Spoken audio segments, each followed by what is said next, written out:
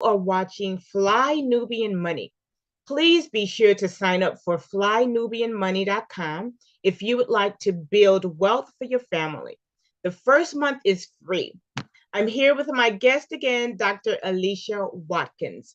You can follow her on social media at Linktree Dr. Alicia. Dr. Alicia, do you have any other um, social media sites that people can follow you? I basically use Instagram. So you Okay. can find me on Instagram with Coaching with Dr. Alicia on Instagram. I do have a Facebook page, but I typically use that with work and just keeping up with friends and family. But my professional page is Okay. my Instagram page. Okay, great. So let me give a little bit of background on Dr. Alicia. So she is a full-time professor of social work and a licensed clinical therapist. She is also the founder of Coaching with Dr. Alicia LLC as a certified couples coach focusing on providing evidence-based skills to couples who wish to get married, improve their communication skills, and foster healthy relationships. I could have used you, Dr. Alicia, several years ago. All right. So, Dr. Alicia, I understand that you used to work as a therapist at Alliance Counseling and Coaching, but you stepped away. Could you please explain to us why? Well, yeah, well, I'll just start from the beginning, really. Okay. It has always been my dream to be a professor and teaching social work to students and training the next generation of therapists. And it's always been my dream to, in addition to that, to also keep my practice skills sharp. So what was interesting is that once I learned kind of the layout of how it works, you get a PhD, you're hired at a university. And so for many years, although I kept my license current, I was focusing on trying to get tenure and get, promoted to a more stable situation at my university. And I have been able to do that. And so I kept my license current. So I've always stayed on top of what was happening in terms of practice. And I reached out to a private practice after I came back from my Fulbright scholarship at Oh, nice. country of Could you Guyana. could you explain Fulbright in case there's some who don't understand, but that's very prestigious. Yeah, so it's always been my dream to be able to teach at another institution in another country. It was something that I wish I had done early on before I accumulated people, children, and responsibilities. And so the Fulbright organization, they give an opportunity for faculty members to who are skilled in a certain area to go to another country. That country will host you, and then you get to learn from them, and they get to learn from your expertise, and it's just a wonderful cultural exchange. And I have something I've always wanted to do, so I was able to do that with my family. Take my family. We lived Wow. in Guyana for 5 months, and I used a lot of my practice skills because I worked with mental health. I worked with women's issues. I also traveled to other places in the Caribbean to have conversations about stigma and mental health. And when I got back, I was hired as a part-time therapist at a private practice. And I just enjoyed, finally, after establishing myself in my institution, I enjoyed getting back into the clinical work. And as you know, my husband is Dr. Boyce, and Yes. he's always been in my ear talking about starting my own business.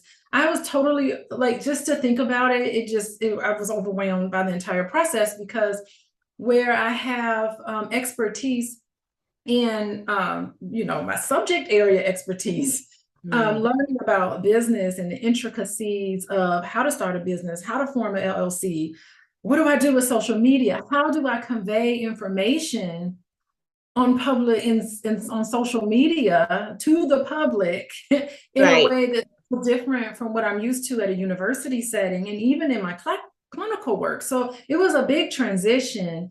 And after a while, I got a little more comfortable and I did a whole bunch of other things, which I'm sure you'll talk to me about. And so once I started my own business and that my business got booming during the pandemic, I was able Mm, to terminate my position at the private practice because you soon kind of realize that when you're working for other people, I was helping them make money. Of course, I was getting the experience, but right. then it just triggered to me like, wow, I really could do this on my own. I didn't feel confident that I could do it on my own when I first began back into private practice, but I got the confidence eventually, and now I have my own private practice. It is something I've never looked back from, and I'm very happy I took the leap.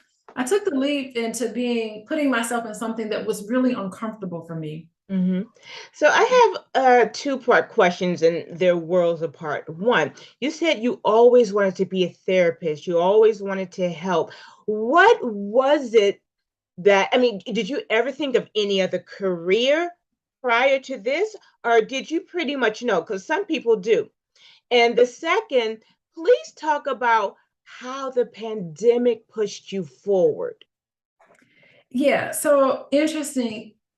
Most people don't know this, but I'm the second generation therapist. My mom was a school teacher, but Hmm. eventually, at the end of her career, she just became a therapist and a counselor. Oh, Um, wow.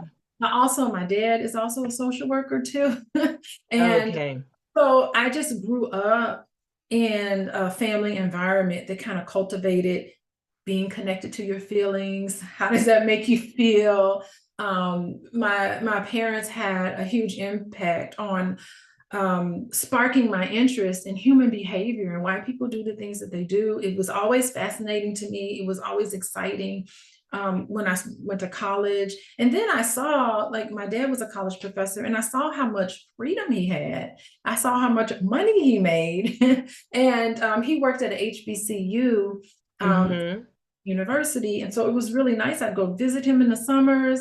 And he just seemed to just instill that in me, this love of learning, this interest in mentoring other people and students, and just having an impact on our society in that way. So it's something that it came about naturally. And it's just a fascination of mine. I just reading books and understanding there's always new theories and new ideas and new techniques that's been Hmm. fascinating to me. So that part was pretty exciting. During the pandemic, that was your second question. Yeah. Tell you, my private practice was very sad to see me go because when I started the private practice, it was just like you just take cases here and there. But when I left, upon leaving for the very first time, we had a wait list. There were people who had depression, anxiety, marriages were falling apart during the pandemic because all of the issues in a marriage that you weren't able to address, that you can avoid during the pandemic when everything shut down. It was just like we Yeah, are it in was this right moment there. and there is no avoiding it. And so if you're on the fence, this was the moment of clarity for a lot of people. And I would help a lot of couples get through this clarity. And so I did a lot of couples work. I did a lot of work with individuals with depression and anxiety. That those were the very two prominent symptoms people were coming in with. And it just was booming. And then my private practice, my own business just boomed, and it Uh-huh. just succeeded in teaching courses and having workbooks out. And so I just dove into that side of myself where I was able to give back in a different way. Okay, so when you're talking about coaching, I mean, I was looking at your site, you have something called Drama-Free Lifestyle Workbook Bundle. Yes. Drama-free. That sounds so nice to me. Could you please let us know about that? Yeah, it's something that I just thought about. And when I was talking to a lot of my clients and I was asking them, what would you like to have at the end of our work together? How would you like to see your life? And in a nutshell, the goal for everybody I was meeting with was, I want peace in my life. I really don't want to have all of this chaos and this sadness, and I want to feel confident, and I want to feel as if I can get my needs met in my relationships. And, you know, a lot of people were having a lot of drama in their in their households that they needed to come to grips with. And even in the middle of that, the drama free, I also realized that a lot of people in our community were being faced with memories and histories of trauma. And so, in addition, I got my certified trauma professionals certificate in the process of this whole thing, because I figured this is something that I'm coming across all the time. And so I needed to be able to make sure that I was equipped with the best tools to address the population that I was having in my office, my virtual Right. office. So am Yeah. I hearing correctly?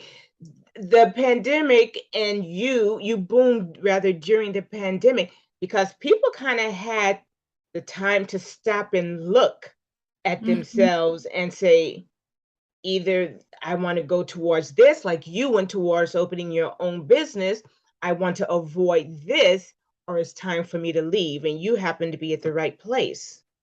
I really do think that everything happens in and unfolds in its own time. In due time, it will come for you. And there is no reason to rush things. You know, I Right, mean, think about it. My intention back when I was 20 something years old was to do exactly what I'm doing right now. I can't believe it. I wake up in the morning wow.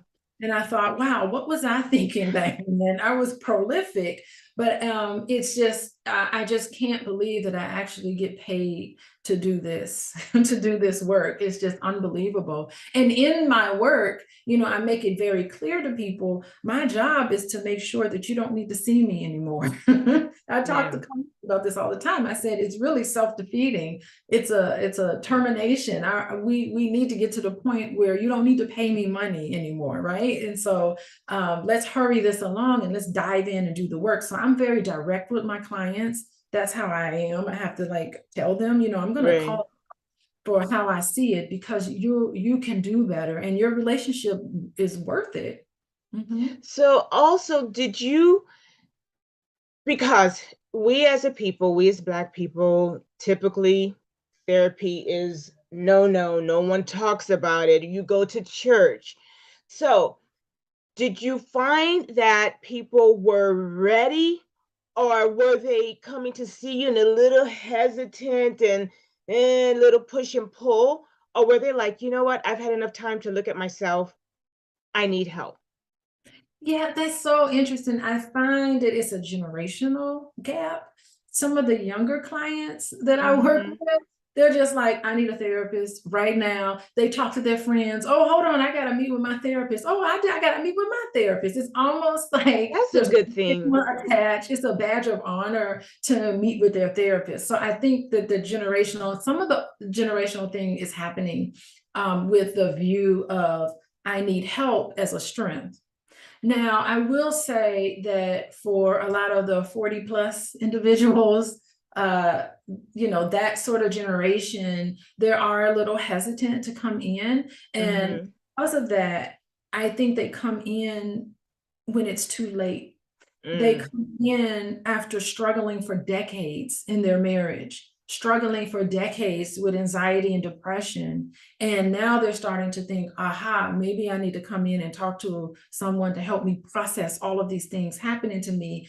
And, you know, my question, I'm just looking at histories of all of these trust violations and um, just some of the things that people do to each other when they're in a relationship with each other, and they've kind of dealt with a lot Yeah, of this on their own, and they lived a way yeah, that was unfulfilling. And you know, with a couple of sessions, 8 or 10 sessions, we cleared the air with a lot of things that could have been nipped in the bud had they come in a lot earlier. So I think 40 plus us, and the 40 plus, we can learn a lot from the younger generation about removing the stigma of saying that I need help. And I am seeing that happen a lot. So I'm happy to say that. well, I have to say, not with you, but I remember back, um, really before this trend of, oh, I'm going to a therapist, I went to one during my divorce. Mhm. And, now a lot of my friends were European and it was common to them. But for me, it wasn't, but I found it so helpful. So what is your gratitude, or what is the gratitude you get when you see your clients are like, "Ah, okay, you're right. I am ready to go. You've helped me get through this." So how do you feel? What is your release for them, to them? Termination is beautiful. And I'm always very grateful that anybody would trust me enough to share with me things that they haven't shared with anybody else. And it speaks to, maybe something in me that helps to establish an atmosphere where they feel comfortable and non-judgmental, of course, about what they're going through. Everybody needs somebody that they can process all of these things with. And I think in our community, we used to have Big Mama. I used to talk about how Big Mama would be the one that would sit and listen and had all the secrets. And Big Mama would kind of patch you up and tell you it's going to be okay and give you Yeah, little, anecdotes here and there and lessons learned. And what I'm finding is that especially a lot of young people, they don't have like that person in their family that they could go to for everything. I think that part is somewhat missing now. And so I feel kind of like the Big Mama of our community. And but I think it's what's good about it is that I'm trained. I'm trained. right. I was gonna say that Big Mama wasn't trained, Wasn't but trained. yeah, And actually, I encourage a lot of the youth to find a Big Mama, find somebody, because I don't want them to rely on me for the rest of their life. I want to give them the courage where they can have these in their natural environment. So I do spend a lot of time on establishing with all of my clients a positive support system, a system in place for them to cope and to deal right, with things. Because believe it or not, no life is problem free. Even the happiest people and the most satisfied people, you're always going to have problems. You're always going to have situations you need to deal with. There's always going to be some sort of angst or some sort of issue. right, You need to have a system in place in order for you to just process the stressors in our life. They're never ever going to go away. You need to be able to manage it. right, right. So I just want to mention one more time. My name is Madonna Brown. You're watching Fly Nubian Money. Please be sure to sign up for flynubianmoney.com if you would like to build wealth for your family. So the first month is free, folks. That's pretty special. And I am here with my guest, Dr. Alicia Watkins. And you can follow her on social media on Linktree, Dr. Alicia, and on Instagram. I was going to say IG, but let me say Instagram. And that is Coach. Again, on Instagram, you're a coach, Coaching with Dr. Alicia. coaching with No, Dr. no Alicia. bots in there. There's a lot of fake pages.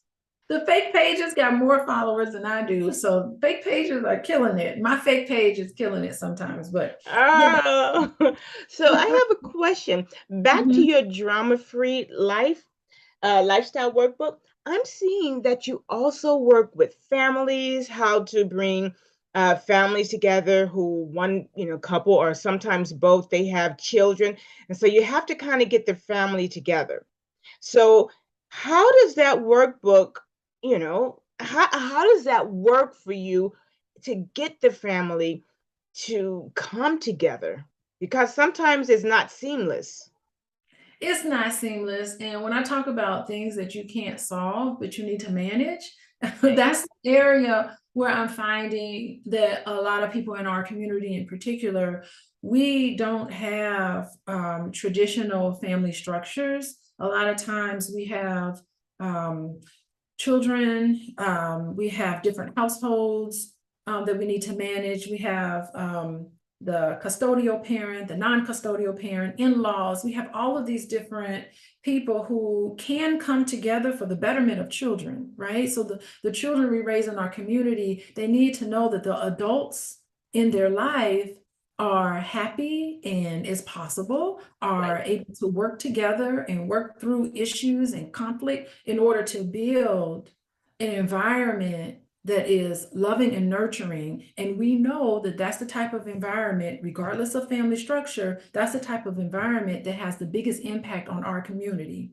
is making sure that Yes. children are raised in a place where they feel valued, they feel important, they feel loved. And a lot of that has to deal with the adults in their life being an adult, Mm. putting their differences aside and working for the betterment of the child. So that's the purpose of the drama-free family, is looking at how in-laws, the ex-partner, the bio partner and the bio mom and dad can work together so that all of us can have rules of engagement, a clear understanding of what are we going to do. And the interest, of course, is making this experience not embarrassing for the child, not something traumatic for the child, but to make sure they're growing up in a place that's loving. And, you know, children want to see their parents happy. They want to see their parents get along, and they shouldn't have to worry about us. They should know that that we're okay and they're okay. And even if we're not okay, it doesn't have anything to do with them, because Right. kids internalize it. They think there's something wrong with them. And so that workbook is built for the betterment of the entire family, because I do think traditionally in the Black family, we rely heavily on not only just your immediate family, but extended family is important for us. And so that's where we all can work together. And I think it can be a beautiful situation for families to kind of manage. So that was the purpose of that workbook. I taught that class. So the workbook is a standalone workbook, but you can also enroll in the class. I taught that class with Dr. Boyce. We talked together. I was just about to ask you about that, but please finish Yeah, and he then talks I'll. a lot about parental alienation, and I think it on some level it is intentional, but on other levels it could be unconscious. Some of the anger that you have toward the ex-partner can unintentionally, I won't say that people do it on purpose, but your comments that you make, how you approach, you know, your ex-partner has an impact on how the child sees their mom, or how the child sees their father. And, you know, think about what they hear, and you need to be cognizant of that, because if there's something wrong with my dad, I'm half of my dad, so there's something wrong with me. If there's something wrong with my mother, I'm half of my mother, so then there must be something wrong with me. And that's not the type of message we want to send to our children, especially if we love them and want them to grow up and be happy and successful and confident and have a good sense of self-worth, which says a lot about their future. So yeah, so that's the purpose of that class. And it was beautiful teaching that class with Dr. Boyce. I'm always looking for ways for us to work together. I just enjoy working with him. You know, he's just an interesting person, very unique, brilliant Right. person to work with. Right. And he knows way more about business than I do. So I lean on him a lot. And it's just so funny, because after asking him all these questions about, well, what do I do with this? And how do I do this? And he's just like, you're talking to me too much about business. So he got me set up with a business coach, someone that could help me on the kind of the other end of things. Hey, Right.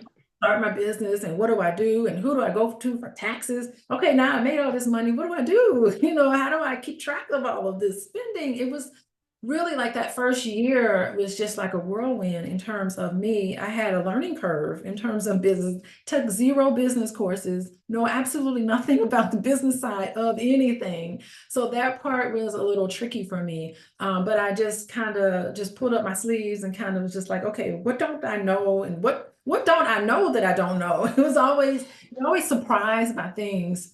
And so it was really nice to get that kind of support. You know what I love hearing? I love that you're saying that even when you had questions on where to go, you were always willing to find out where to go, so you could get there. I love that. I love that you don't seem like, okay, well, I know it all and that's it. So that is so heartwarming to hear, you know? So Oh, I'm sorry, go ahead. no, I had go with your next question. So, with your drama-free marriage course, and then I want to ask you about the Black Love and Family Bundle Pack. So, first, the drama-free marriage course. Could you tell us a little bit about that? And then about your Black love, and family bundle pack. I love that name, and can you just explain it? Yeah, so the drama-free marriage that came about, of course, after meeting with a lot of my clients. I talk with a lot of people who got married, and after they get married, they get swooped up into the whole love thing, and they have their wedding, and all of this is wonderful. And then once they got married, it was just like, okay, now what do we do? How do we plan our finances? Do we want to have children? So I'm finding that it was the cart Mm, before the horse. And I right. early on when you're dating, before you even get engaged, you should have conversations with each other about values and expectations about the marriage, because the wedding is just a wonderful investment. It's a great thing to celebrate love, but afterwards there's just big letdown because things are assumed, things aren't explicitly talked about and planned. And so that's why I came up with that course about the drama-free marriage. It is for people who are getting married or thinking about getting married, who may have already been married, but they're just like, oh, we didn't think about these things. It lays out a foundation of all the things that you need to think about in order to run a household, not only run a marriage, and to adjust with each other. How do you deal with in-laws? How do you deal with vacations? How many children do you want? Do you even want children? Right? How are you Right, right. work life, family life balance? What are your goals and aspirations? All of these conversations that should be had before you get married. It was just a way for me to package all of that in a workbook where you can sit down with your partner and actually come up with a very great plan going forward, so that you can be calm. What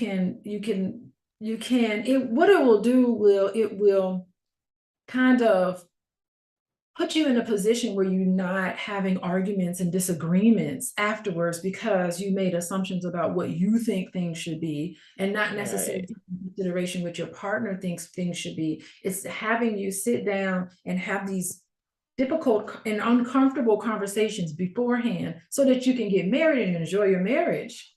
So that was the part Yeah. of that. You also talked about the bundle. So the bundle is, there are 3 courses that I taught. I think if I remember it correctly. The other course is about drama-free communication. And the drama-free communication is basically a response to the number one reason why couples come to my office. Every time I look at their intake form, it's always like, we're having a problem communicating. We don't communicate. Yeah. He doesn't listen to me. She doesn't listen to me. I don't know what they're talking about. I can't get on the same page. Everything blows up in my face. And so these conversations that you're having, it's conflict, which is Mm, inevitable. Conflict is inevitable. Even healthy relationships have conflict. mm-hmm. What separates healthy relationships from unhealthy relationship is being able to have the conversations to resolve the conflict, right? Because the Yeah. purpose of conflict, especially in a marriage and in a relationship, is to get to know each other better, because you have one perspective, your partner has a different perspective. Be curious about them. Talk to them about where they're coming from. So at the other side of it, you can have common ground. You can get to a position of yes and compromise and make a decision, knowing each other better. So it really can bring you closer. Conflict can bring you closer. So that's the purpose of that other piece. The third piece to that bundle is to facilitate and to lay out one by one step on how to have conversations on sticky issues. If you're having a conversation with your partner and you're realizing that it's all falling apart, we can't get to a solution. We're going around and around in circles. Right. I'm tired of having the same problem. It's teaching you how to manage these things with each other. So that's the third part. And the bundle includes, if I remember it correctly, I think I am, the bundle includes the drama-free communication, the drama-free marriage, and the drama-free family. See, I love all of that. So, in wrapping up, what is the pièce de résistance? Is it communication? What would you say? that it is that the one thing you might want to leave, people with? And can people just get these books, you know, regardless of being in a relationship or not? Yeah, that's interesting because no matter what, you are in a relationship with someone. It could be people in your family that are important relationships to you, Hmm. and you need to have these skills. I think you need to have these skills to be able to understand what is listening, what is good communication. Yeah. Even if you are employed, if you're working, you need to be able to understand what someone else is saying, because how you're working on projects, how are these projects and all of these activities that you're involved in that requires you to deal with people who are different from yourself. How Right. do you overcome this? Because healthy relationships have conflict, right? So I think that it helps you all around. Even if you're not in a marriage, you know what it's like to be a child in a family. You know what it's like to be an uncle or aunt, or you may be part of this extended family where there's young people in your family that you want to mentor, that you want to help and support their parents. So no matter where you come from, I think it's important just to have these skills. And it's a shame they don't teach these in schools.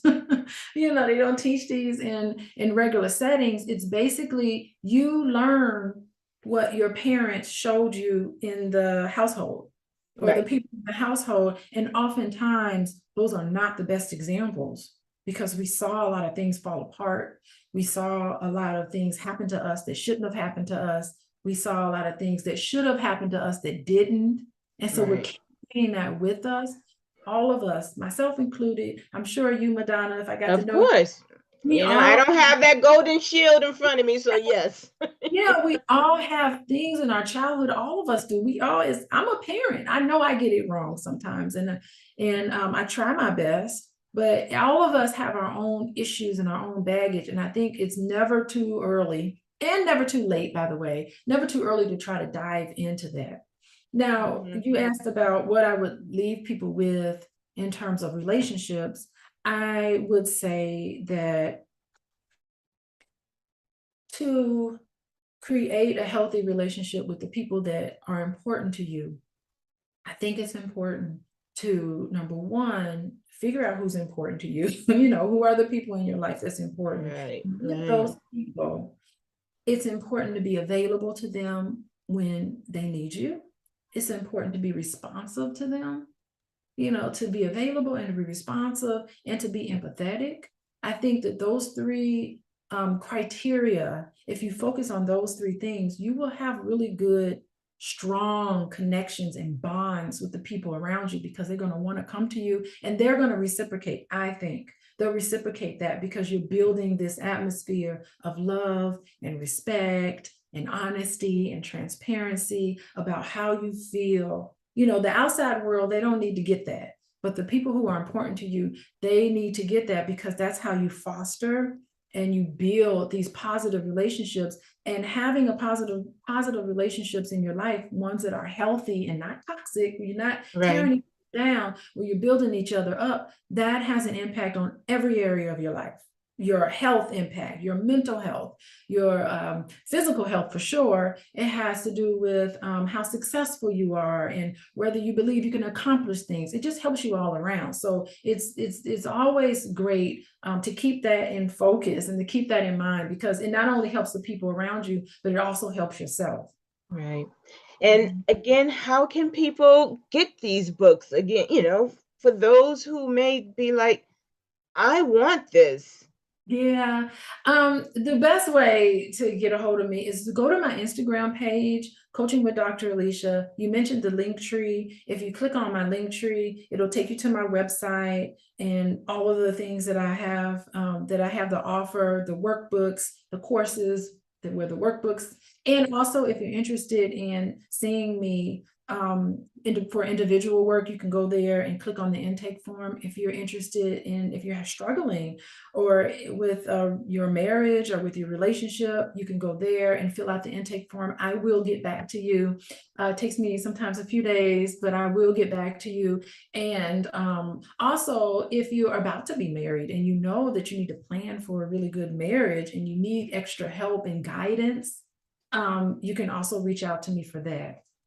And it's important to say that you see people over Zoom, so you don't have any limits.